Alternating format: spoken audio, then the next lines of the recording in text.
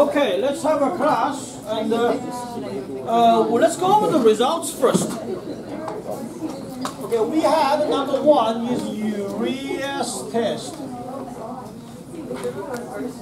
Okay, just very quick to flashback. This is urea exists in the liver. If bacteria has urease, will break down, become ammonia and carbon dioxide. And this is a very weak alkaline. So what happened?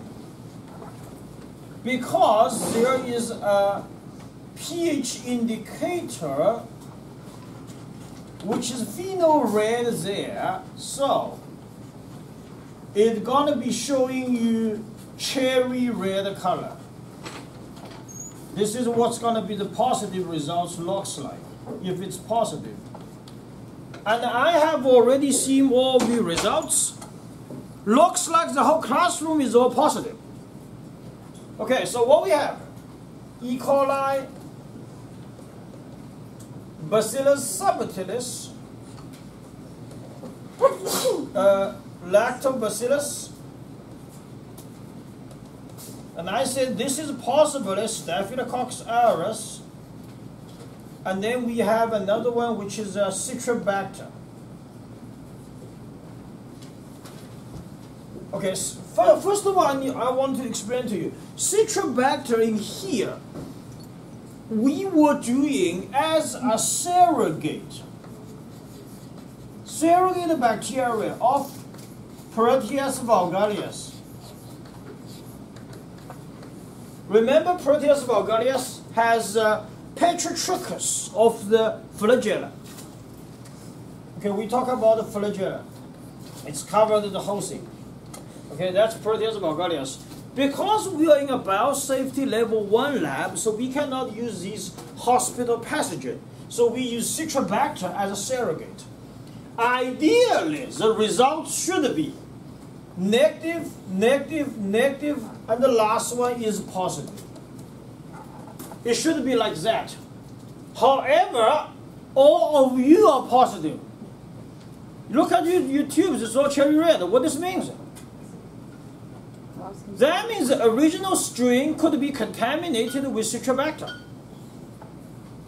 That could be caused by you, or it could be most likely is our stock culture has been contaminated. Okay, so you can write down why. And recording your lab notebook. Theoretically, Citrobacter is positive. Okay? However, you find all the others positive, so very possible, you can say highly possible cross-contamination. This is one of the advantages for biochemistry reaction you can see. If you see these weird results, very possible cross-contamination. So that's urease test. Okay, second one. What we did is 3-tube fermentation test. And you record it by yourself, because I don't know all the others what it looks like. I only know E. coli. So if you have E. coli, please share the results to your friends. What's the E. coli looks like? You have a 3-tube here. Those 3 tubes, which is dextrose, glucose, and the mannitol. If it's E. coli, you will see it's all yellow. Okay, E. coli's results is all very yellow. What this means? Yellow color indicate acid is generated. So acid fermentation positive. We'll talk about the fermentation in the lecture very quick. So somebody have an exam today should come to the lecture or watch the video later on. Okay, it's very important. Yellow, which means acid positive. And then what happened is, if you look at the inside, And I say there is a Duran tube inside. That's called a Duran tube. Okay, I'm going to draw it more clear right here. It is a tube, is called a Duran tube. You should see there is a bubble there on the top.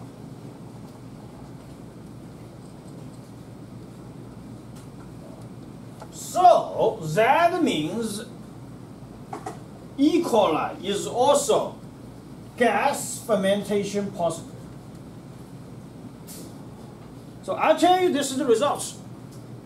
You have other streams.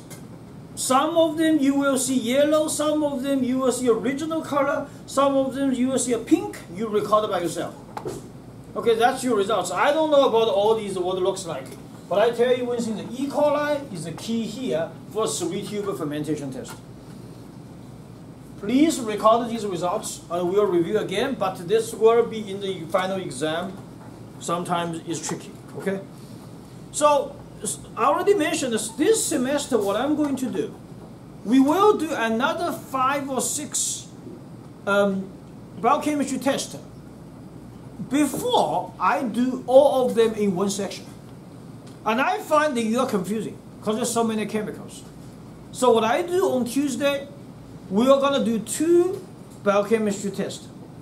Then I have a very molded bomb, the Asian bomb meat, which is already molded. It's back in my car for like 3 months already, so it's very molded. So we will do lactophenol cotton blue to see the molded, what is the pathogenic mold looks like. So we'll have fun. So that's what we do, is that we break down biochemistry test for 2 or 3 at a time, then we add something else.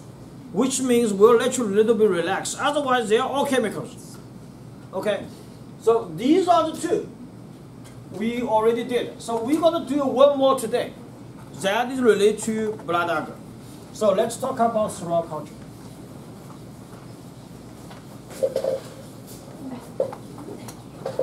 Okay, cereal culture, you look at your cereal culture. First of all, is that looks good?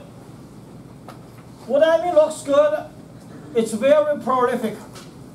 Lots of bacteria growing. If you didn't see anything there, then now that's not good. If you see all kinds of things, well, there are yeast molds, some big ones, some smaller ones, then you did a good job. Okay, now let's talk about what we need. It's going to be like this, and then we said we only did 3. Okay, what you need to find, we already mentioned.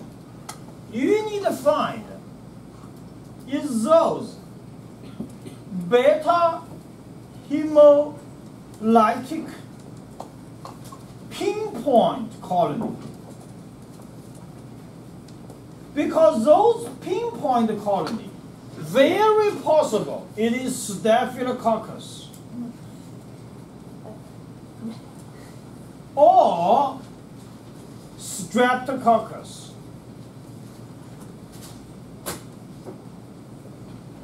So what the first step we do? Do you remember how we differentiate Staphylococcus and Streptococcus? Catalase. Catalase test, very good. Catalase test. So this is the first work we got to do today. What is called a catalase test?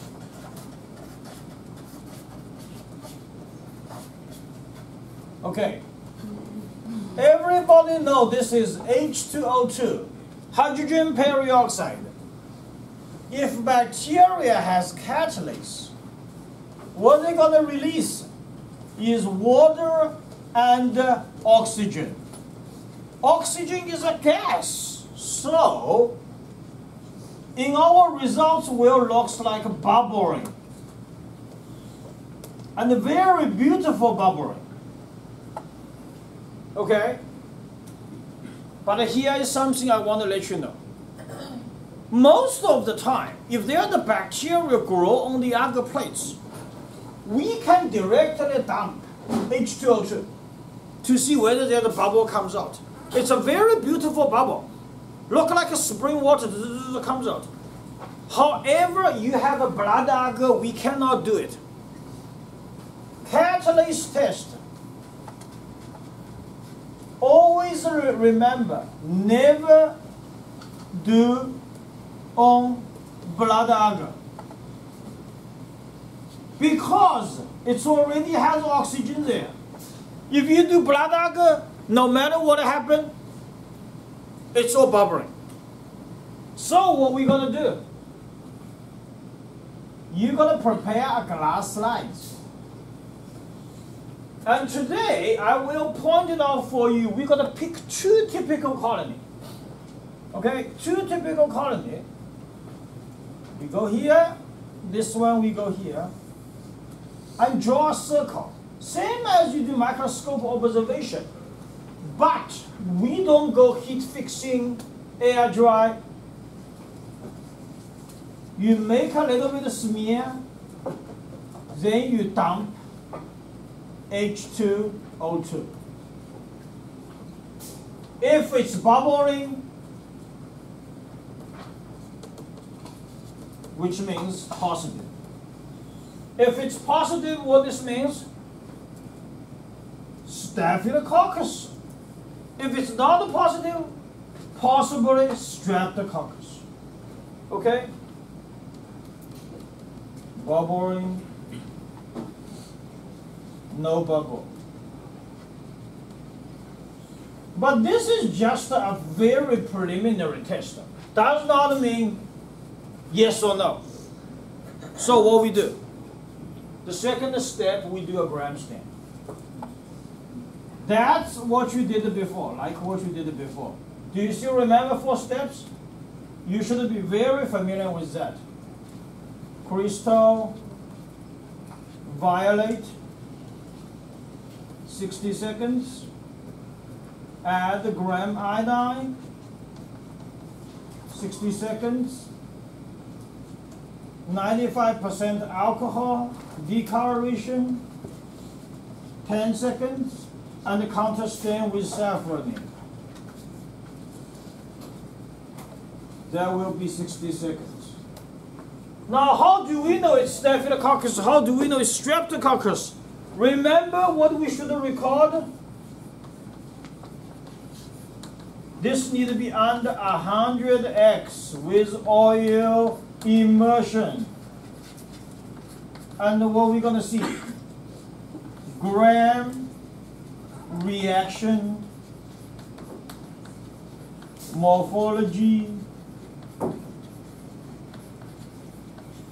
and arrangement.